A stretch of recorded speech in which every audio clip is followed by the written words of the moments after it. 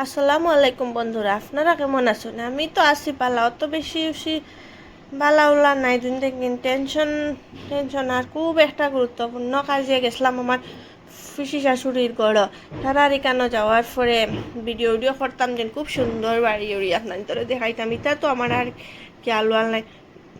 আর গিয়া ফসিছি আর মেঘ আনছে, আর ওই দেখো মেঘু গিটার মানে তারা কেন গিয়া হাতে আর আইয়াতে মেঘর মাঝে মেঘর লামিয়া দেখুন তো ফিনু ফিনু মেঘ দের আর মেঘর মাঝে দরটায় লামিয়া খুব জল সানরা দৌড়াদৌড়ি করডা।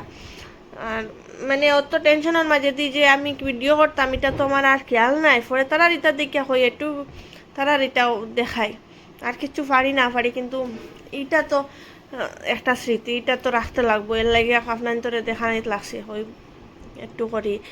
ওই দেখো, আর আমি যে এই সাইডে যে আমরা যে বারিন্দারি কেন বুয়া যে দেখাইতাম, এটা আর আমার মাথায় খোলার না, মানে আমি অত বেশি টেনশন আসলাম।